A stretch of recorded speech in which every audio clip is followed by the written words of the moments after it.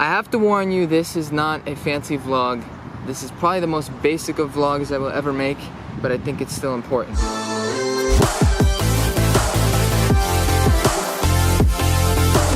Good morning, you beautiful, wonderful people, and happy Monday. Today is my reset day. I've had some late nights the past, well, like 2 weeks. Hey now, easy with the noise. So I've had some late nights, 3 a.m., 4 a.m. Last night I went to bed at 2, and today's my reset day I got up at 7. So I'm trying to reset my schedule. This week is more of a morning focused, whereas the last couple weeks have been more late night writing session type stuff. So I feel really good. Like, I'm gonna get some breakfast, maybe get a tea, reset my body, try to recalibrate a little bit, because I've been feeling like really just crazy. Surviving on caffeine, not good. And I woke up to some exciting news this morning. I got my first brand deal, which is, I don't know, I'm excited about, but it's not something that I'm not big on all that. But when the right opportunity comes my way, I like to swoop it up. So I think right now, I'm gonna go hit the gym. While I'm at the gym, I'll kind of game plan what the rest of my day is like, because I don't have any plans except for, I forget. There's something going on. I need to clear my head. So let's go do the thing with the leg clip. We're gonna go to the clip. Yeah, that one. All right. I've never done one of these. Basically, I have a list of kind of generic questions that I get asked a lot by people from back home, by people here in LA, by friends, by family, by random strangers, by people who don't like me and don't think I should be allowed to be doing what I'm doing. So I wanted to provide some answers and some insight into my brain, because my brain is a crazy place, and being able to articulate what I think of on the day-to-day is kind of cool for me. Hello. The first question on my list, and probably the most common one that I haven't addressed, is why I moved to Los Angeles. I think it's kind of clear that I moved here for music. From the time I was like 4 years old, I knew that I wanted to be a singer, a musician. I wanted to write music. I wanted people to hear that music. I wanted to inspire people. From the time I was young, I was obsessed with human emotion. I didn't realize it at that time, but now as I'm living life and learning and maturing, I'm realizing from the time I was young, I was obsessed with not just human behavior, but on the deeper level of emotions. And not just like happy, sad, but like the whole range of what humans feel and why humans feel what they feel. Especially when it comes to art, movies, music, what might appear to be a chaotic mess on a canvas. Music, human emotion, that was what I was into. In Los Angeles, over other places like New York or Nashville, I always wanted to go out west. For whatever reason, I didn't even know what Los Angeles was or that it was a thing. Honestly, as I was planning to move to Los Angeles, like initially, like 3 years ago maybe, I didn't even know Hollywood was in Los Angeles. I thought they were two separate. Hollywood and Los Angeles, I thought they were separate. So that shows how little I knew about this place. But from a young age, I wanted to go west. I wanted to be in California. I'm gonna play you guys a clip from the moment I got off the train. So in February of last year, I went to San Diego. My aunt and uncle live in San Diego. I took a train up from San Diego up to Los Angeles. This clip is the moment I got out of the train station. What up? Just got into Los Angeles, waiting for my Uber. I love it here. It's gorgeous. It's beautiful. I just know. The biggest thing I've learned in the last 2 years, has been to trust my gut, my intuition, and not listen to what people have to say. As a young person who respected authority with everything, I was so by the book as a kid. So by the book. I remember throwing a ball against the wall, and his teacher told me not to do that because he didn't want me to damage the wall.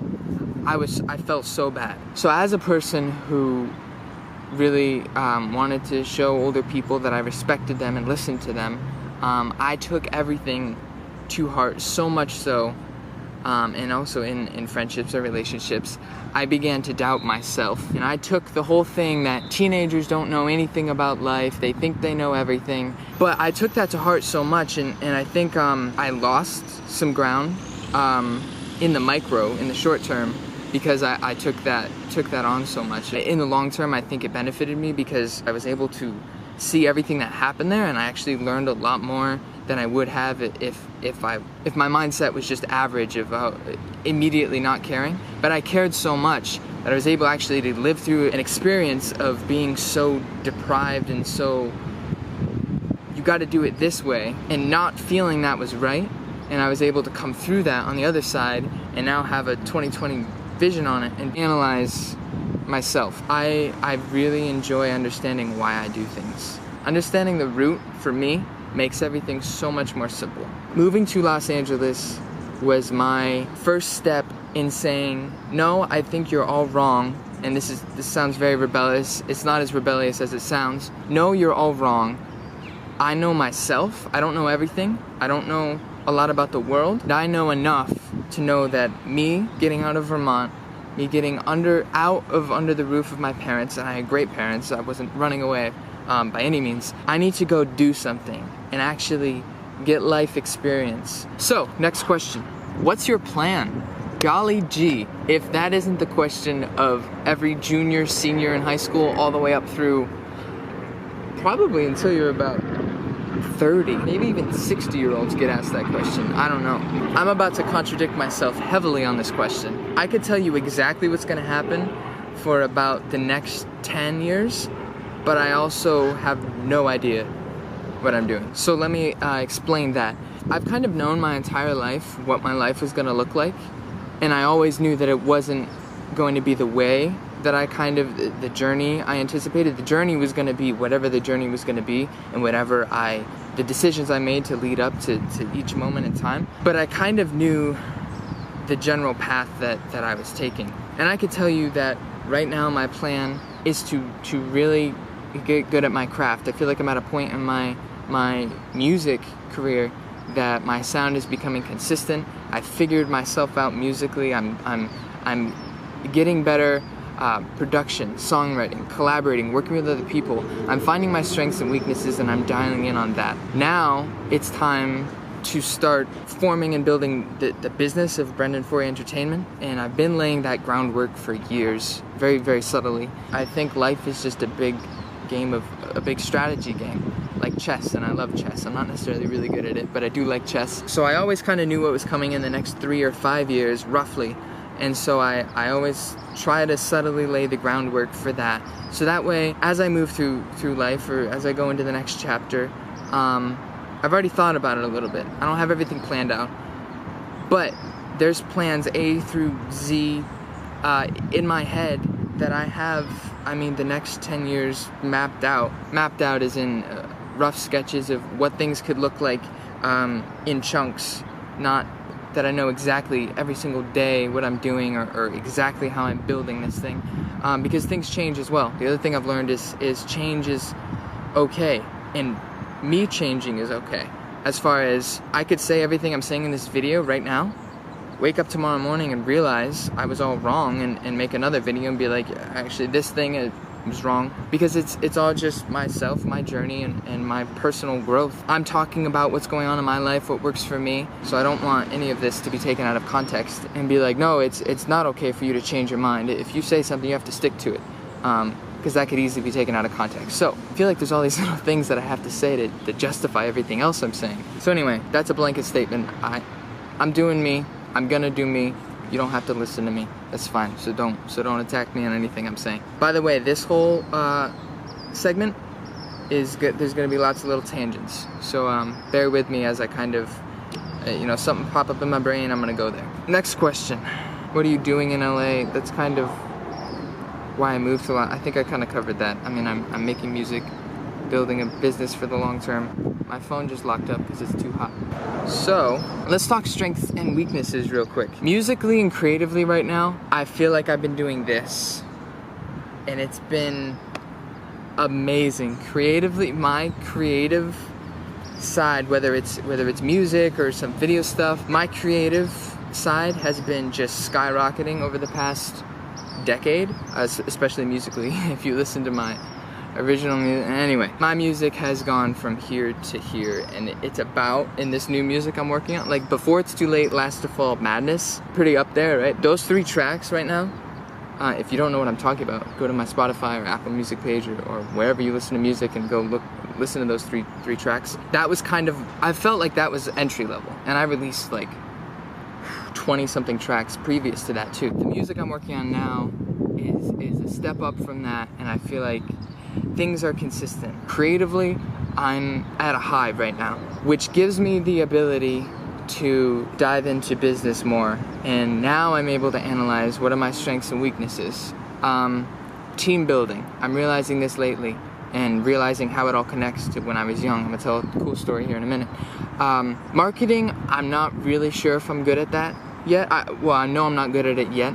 I don't know if I'm gonna get good at that, or that's something I'm gonna be outsourcing and working with other people on. I have a lot to learn as far as personal branding, as far as social media marketing. I'm learning a lot. So business-wise, business makes sense to me.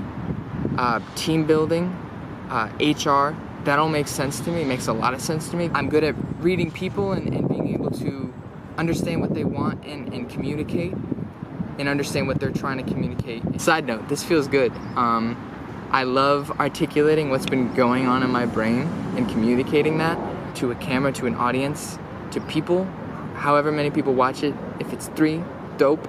If it's 100, cool. I don't care. I love being able to get out what's been running through my mind.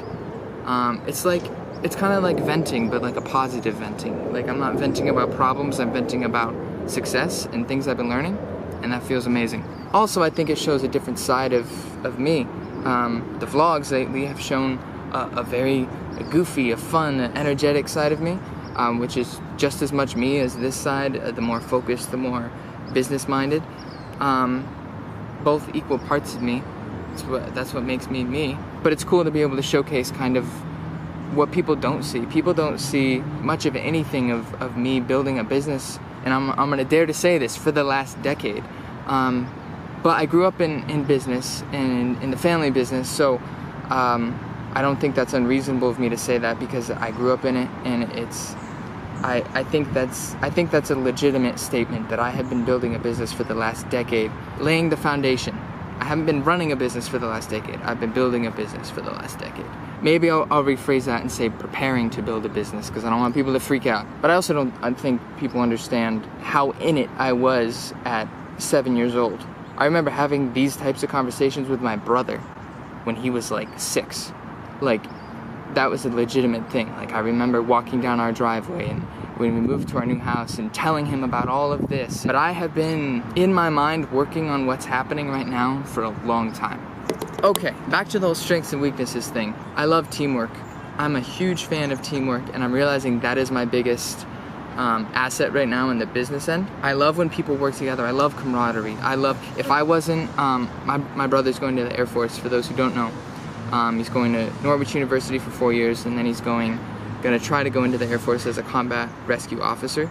The kid's a beast. Mentally, I've never met anyone like him. But if I wasn't where I am, and if I didn't have the mission that I have, and if I didn't have the gifts that I have that have been given to me, I would 100% be either in the military, more likely be in the FBI, or in a team task force environment of teamwork and solving problems. That's what I love. I love solving problems with like-minded people. If you want me in a nutshell, I feel like that is the most basic description of me. When I was young, I think it was probably fifth or sixth grade basketball. We were playing a game, and yes, I did play basketball for 3 years. I wasn't very good at it, but I certainly played. So anyway, we were playing a game, really close game. We were about tied the entire game. It was halftime. We were doing drills out on the court, and our main point guard, he had 3/4 of our points for that game. He was super talented, really hardworking kid. And I remember we were running drills. It was my turn. I got passed the ball. I was supposed to probably do a layup and pass it to the next person or something. I don't know. We actually weren't even doing a set drill. I don't remember exactly what we were doing. It wasn't an exact rotation, but I got past the ball, and I immediately checked it to Sean. because my knowledge on it was I'm probably going to be benched the rest of the game because it was a super close game. I want him to keep playing, keep shooting, so he doesn't have time to get out and get into his head, because I knew it was all a head game. Everyone was in their heads, everyone was freaking out. That's how it is in sports, that's how it is in business, that's how it is in military. It's all a head game. So that's just what immediately ran through my head as a 5th or 6th grader, whatever it was. And somebody got mad at me, somebody on the team got mad at me. They were like, they said, it was a quote, something like, "You need more practice than he does." I was like, yeah, I'm well aware, but I'm not going to be playing. Like, to me, I just explained that. Like, to me, I thought that made sense to everyone. And I just remember that sticking out. Like, I got attacked for giving up my position. And I wasn't doing it because I thought it was like the noble thing to do. I just thought it made sense in a strategic environment. It was for the team. I wanted our team to win. I didn't care if I got the glory of making a layup. I didn't care about that. I knew that, yeah, I needed to keep practicing, but I can practice whenever I practice next time, or I can practice on the weekend. So at that point in my life, I obviously didn't realize what that meant. Like, I guess now looking back on it, I'm kind of analyzing those past things that I'm seeing pop up now and seeing back then, okay, that's how that connects. So anyway, I love teamwork and I love seeing a team win. I don't, like, it's kind of weird because I'm doing this whole solo music thing, which is my #1 goal. And it's kind of like, well, that's kind of weird. Like, you love teamwork, but you're a solo musician and you want all the spotlight to be on you. Yeah, I love the spotlight as well, but I don't think people understand how much of a team is behind any artist or any person that the spotlight is on. There's an entire, amazing, incredibly loyal team, and that's just as much exciting to me as being able to sell out a show and perform my music that I wrote. Being able to celebrate with the team and then saying, all right, we did that, on to the next thing. Let's freaking outdo ourselves. Oh, sweet. We got sprinklers. I might go spray myself with one of those. Hold on. All right, much better. Yo, that felt amazing. I hope that water's clean. Man, I feel like we've covered a lot. Probably been sitting here for about 40 minutes. I'm gonna have to cut this whole chunk down. That's where I'm at. There's creative, there's business. Creative I got down pretty good at this point right now. Still learning a lot. I'm never gonna be done learning. That's #1. Now I'm diving into business a little bit more and really getting better at that. Not neglecting creative at all. But that's why, you know, if you see me veering in business stuff, don't think I'm changing careers or anything. I'm not changing careers. There's a lot to do. There's a lot of things I have to learn. There's certain skills I have to master, and there's certain skills I have to be good at. There's a lot more I want to talk about. There's a lot more things that I hope to share. I want to talk more about emotion and conviction and purpose, but that's going to have to come at a later time. For right now, I think there might be a couple more things. Oh, what time is it? Oh, yeah, that's right. My phone's too hot. Wow, that's really hot. Yo, what you doing up there? You burning my cell phone. Just talking to the sun, don't mind me. Yeah. So anyway, yo, so I'm back in my apartment right now. Considering how much editing I have to do, I think I'm gonna end the vlog here. I appreciate you guys. I appreciate your time and attention. I've said it before, I'll say it again. Thank you for watching. Peace.